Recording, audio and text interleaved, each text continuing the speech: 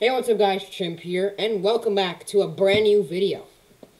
And, I'm a little bit out of breath, so excuse my rather loud breathing if you can hear it.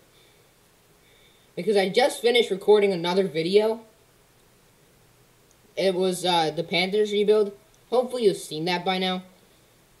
If you haven't, my bad. I'll upload it later. But anyways, we're doing another 2022 NFL mock draft. I figured it was time because, the NFL has just changed up.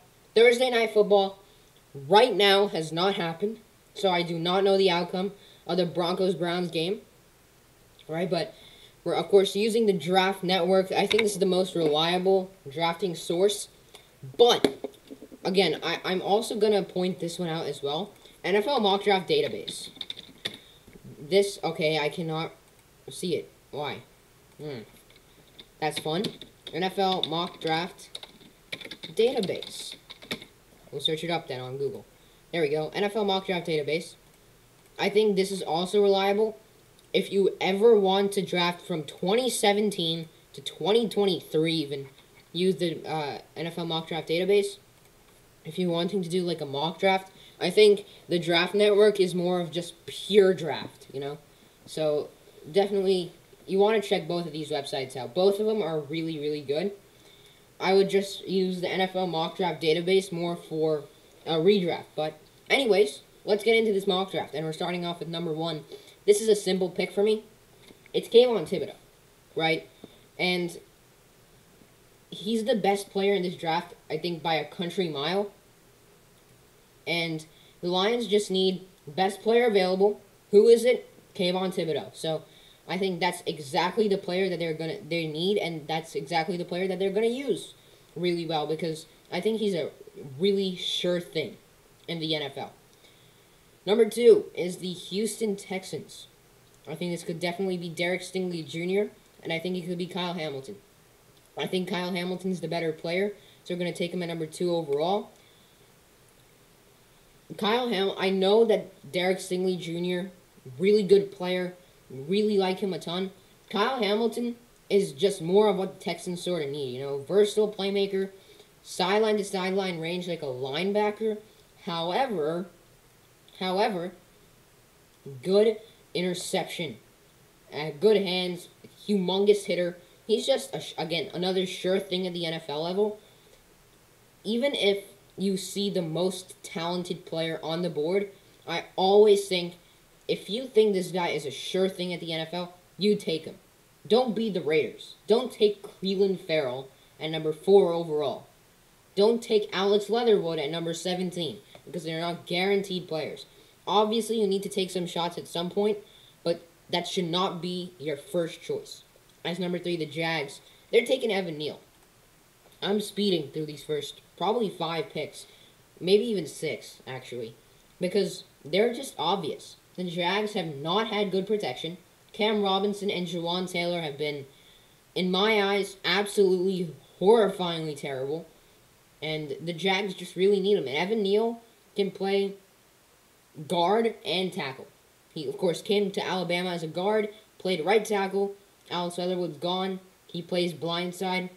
I just think he's really versatile, and the Jags could use him to protect Trevor Lawrence. And that should be their main goal at this point. Number 4 is the New York Jets. This is Derek Stingley Jr. They need help in that secondary. That secondary is not good. They went all offense 2021 NFL draft, and I'm not saying that was a bad decision per se. I'm just saying that Stingley is just more necessary at this point, right? And clearly they needed to address defense going into the draft. I think now that puts them in the tough situation that they are in right now, because they just don't have a defense to help Zach Wilson keep up, right? So start off with corners. Go in that secondary and get Derek Stingley Jr. Number 5 is the New York Giants, and I'm taking Aiden Hutchinson. Again, I think this is another obvious pick. Oh, we have enough defensive linemen. We don't need Aiden Hutchinson. I hope you like my nasal voice there and my deep voice. But Aiden Hutchinson is necessary, alright? Leonard Williams and Dexter Lawrence, not defensive ends. Both are D tackles, and I think Dexter Lawrence, really good nose tackle of the future. You need Aiden Hutchinson to come in there because he's been disrupting the pass like crazy this year. ESPN. You know, always use ESPN or Pro Football Reference. I have both of them bookmarked. Really reliable sources. Go to college right here. That way you can search up some college football players' numbers. Aiden Hutchinson has 4.5 sacks. That's more combined in his past 3 years. You can definitely rely on Aiden Hutchinson. And he's just disrupting the passer. That's what you need, right? Azeez Ojulari's good. I like Leonard Williams. I like Dexter Lawrence. Move one of those two guys on the D-line to nose tackle, right? And then start Aiden Hutchinson at defensive end. Simple as that. Number 6 is the Philadelphia Eagles. I think this is Malik Willis. I think this is, again, another obvious pick. This top 6 is not something you had to ponder about. Malik Willis is just probably a better franchise quarterback than Jalen Hurts, right? Malik Willis, I love him as a player. Jalen Hurts is having a lot of accuracy issues, a ton of them, and we loved Jalen Hurts, especially me. I believed in Jalen Hurts. 1 year, fine, not bad, right? That half year that he started.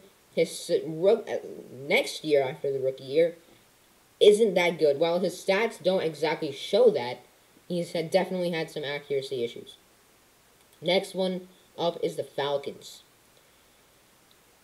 I think they definitely need a run stopper, like a pure run stopper, and that's going to be DeMarvin Leal. I realize that's how you pronounce his name, DeMarvin Leal. I mean, I just like him a lot. Run stopping capability, can even play defensive end if you want him to. I'm kind of reluctant to do this because, you know, Marlon Davidson and Grady Jarrett, but still, right?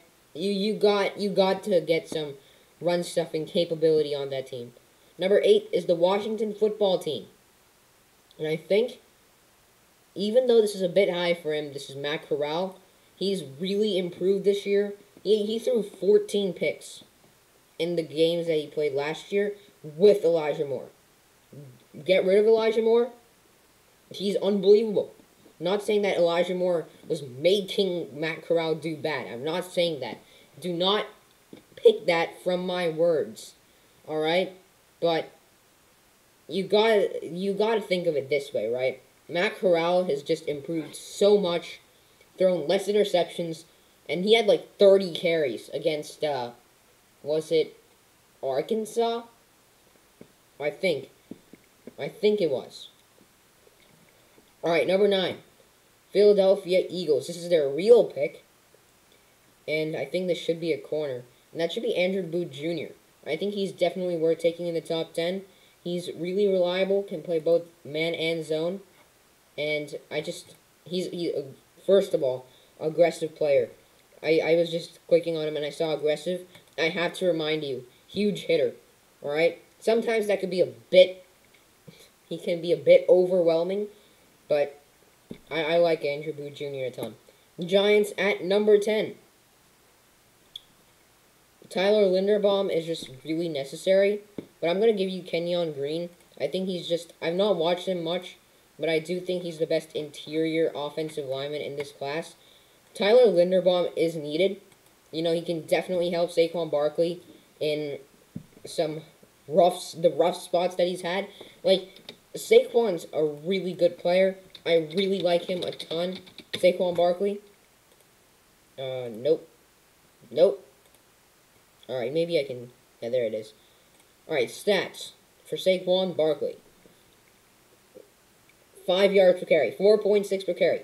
1.8. That's just a down year. 3.6. Is that good? You're not averaging much per carry. And you have a guy right here who can, if he gets into space, is at least one of the most dangerous running backs in the entire league. He's not getting into space. You know, that's what you have to consider right here. And that you need an O-lineman You get Kenyon Green, pretty good player. 11. I don't know why I was going to 18, but 11 is the Carolina Panthers. I mean, I literally just did a Carolina Panthers rebuild. They do not need a corner. They absolutely 100% do not need a corner. But I don't know what they need. What do they need? I don't know. So I paused it. I thought, because I didn't want too much of silence. And in the end, I made an exclusive decision. And I am going to take Charles Cross. I don't think he's like a top 11 player in general, but I definitely do think he can be taken in the top 11. Again, I've not watched a lot of tape on offensive linemen, so I don't really know what to say about them. Maybe in my next mock draft, I will have a lot more to say, because I think I have to watch some more film. But yeah, number 12, New York Jets. Isn't this obvious? George Karlaftis. Are you kidding me? Come on. I think it's pretty obvious. My opinion, at least. George Karlaftis is a really good player. Of course, injury concerns, but a really disruptive player. Definitely is. Number 13 is the Philadelphia Eagles. Daxton Hill.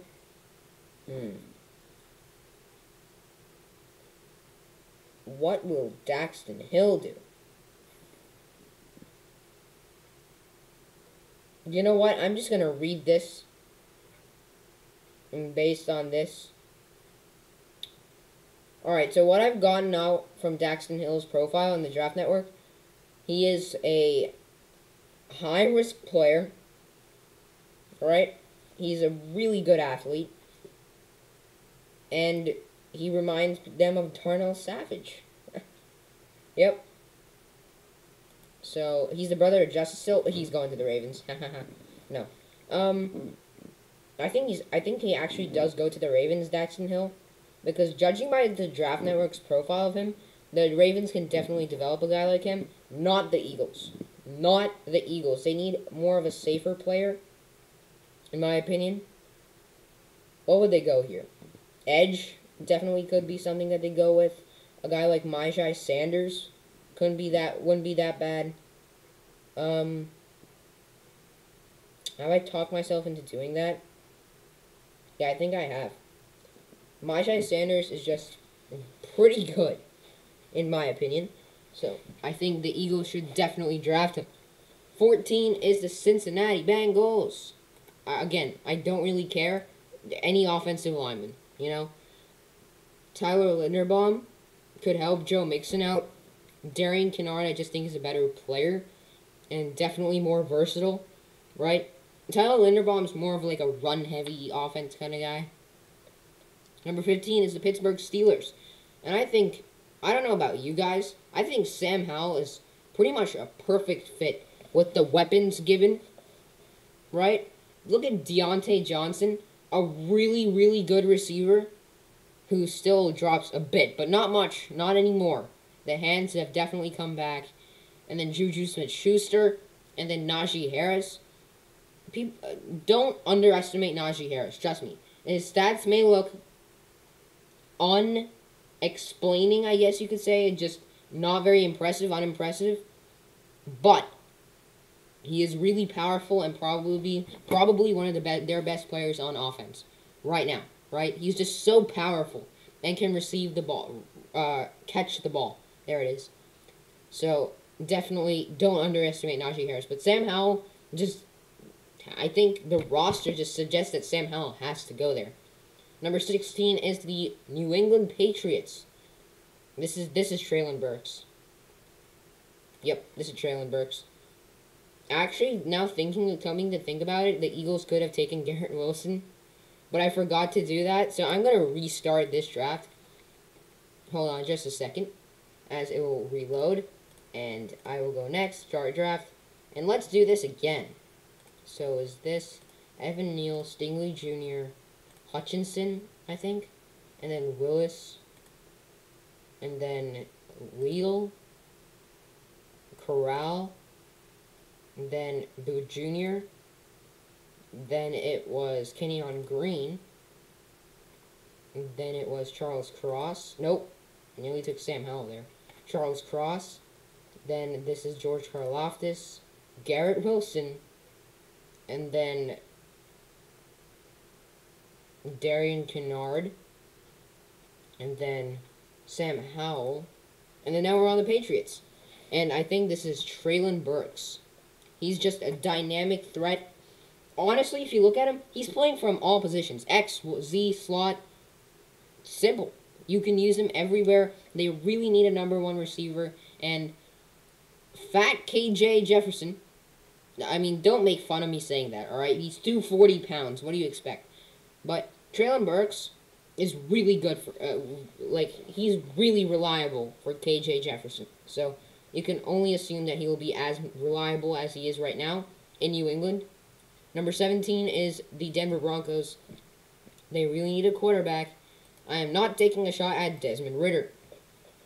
This could be another Drew Lock situation, where you're just taking a shot at a player that has a ton of potential and doesn't pan out. I don't want to do that.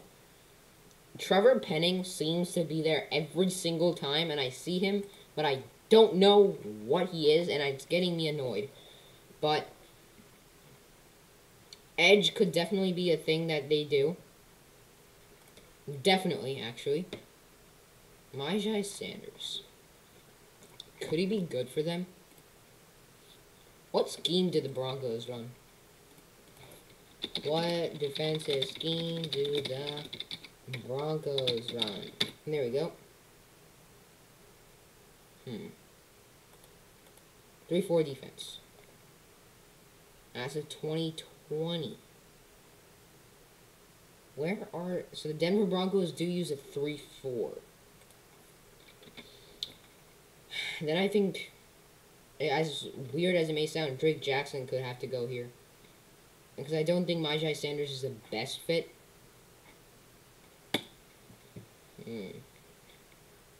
By the way, Drake London is a guy you could see coming in. But I think, you know what? I'm still going to go Myjai Sanders. Screw it. Who cares about the scheme in this? Myjai Sanders is going to run past you like you're no one. However, he is a little bit unstrong, so you may have to look out about that. But still, I love Myjai Sanders a ton. You got to get him to Denver. Alongside Bradley Chubb and Von Miller, develop him. He could be unbelievable for the future. Number 18 is the Miami Dolphins. John Mechie's here. Excuse me? Wow. Why have I never heard of this guy? Henry Ta'o? It looks like he's from Tennessee. Yeah. Alabama from Tennessee. Henry Ta'o. Interesting. Alright. Number 18, Miami Dolphins. They really need a receiver. And Chris Olave could definitely be a number 1. I mean, Jalen Waddle's a fun player. A really fun player. But that's really all he is. I don't know if he's a destined number 1. Like, right now he is. Will Fuller's not as good as we thought he would be. Devontae Parker is, I think, still a bust. I've never really thought of him as anything else. So, yeah. Chris Olave at 18, and then Jordan Davis at 19. I think this is a player who could go in the top 10 even. If DeMarvin Leal goes before, the Falcons could definitely use Jordan Davis. A run-stopping defensive tackle, I think that could easily be someone that the Falcons could use. But the Raiders decided to take him at number 19, which is really good value for him. 20 is the Minnesota Vikings. And honestly, I think I've been going corner for them for so long. I'm still going to do that. Like, honestly, Ahmad Gardner at 20 is unbelievable value. I think he could, again, be a top 10 guy, just like Jordan Davis. I think Chris Olave could sneak into the top 10. Treylon Burks even. Garrett Wilson, Darian Kennard. But these guys are just falling out. And Ahmad Gardner, there's not many teams out here who are looking to take a corner, or they already have. So, he fell to 20, but the Vikings immediately snag him. Really good pick for them. 21 is the Tennessee Titans. This is interesting because I don't even know what the Titans need because I just don't care for them. I just don't. Bud Dupree has certainly been a disappointment. Didn't he get injured? If I'm not mistaken, Bud Dupree. No. But he hasn't been that impactful. I guess he did get injured though, because he went from September 19th to October 18th. I think an edge could certainly be something that the Titans could use. But do I go with Drake Jackson though? I just don't think so. Do the Titans run a 3-4? I don't think they do, right? The Titans, they do actually. So Drake Jackson would be a fit, I guess. Sort of. I'm not comfortable with Drake Jackson going this high. I'm just not. But we're going to take him. I just don't feel good about that. But Bud Dupree, first of all, you're paying him like 20 mil, is it? He's also 28 years old. Was he really worth it? Tell me, Titans fans, was Bud Dupree worth paying $20 million? It's basically the same money that you pay, like, a quarterback. So, you know. Yeah. 22 is the New Orleans Saints. I think this is Jahan Dotson. You don't want a guy with a really high ceiling here. They just need a receiver. And that's Jahan Dotson. Pretty decent athlete. And can catch the ball. Get you the first down. What else do you want? Right? Jahan Dotson. I don't understand why he's not higher. It's just because of his ceiling. Right? This is some guy like Mac Jones, but he's not really Mac Jones because he's a way better athlete. It's not even close. 23 is the Los Angeles Chargers, and I think I'm going to go quarterback, Desmond Ridder. Justin Herbert's just not good enough. Anyways, my real pick for them is, I don't know. They really need a run stopper. Perrion Winfrey's here. I don't know if I can go with him. I like him, but he's a bit, a bit high risk. Nick Bonitto's definitely not bad. I think even Adam Anderson could go here. He's not an every down guy, though. But I like him a ton. Zach Harrison's definitely not a bad player. Kingsley Enagbare was a guy who a lot of people thought he was going to go to the Chargers. I'm going to go with... I don't really feel comfortable going with Adam Anderson. But I think I'm going to go with him.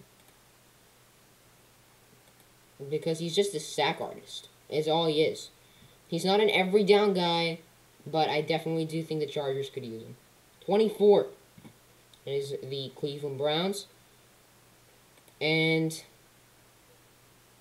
honestly, I don't know. I think probably a receiver here. And that's going to be George Pickens. George Pickens out of Georgia. I don't think he's going to be coming here, but coming into this year's draft is what I mean. But still, George Pickens is a great player. So he goes at 24. 25 is the Green Bay Packers.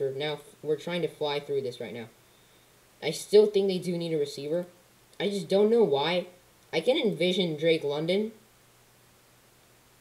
in a Green Bay Packers uniform.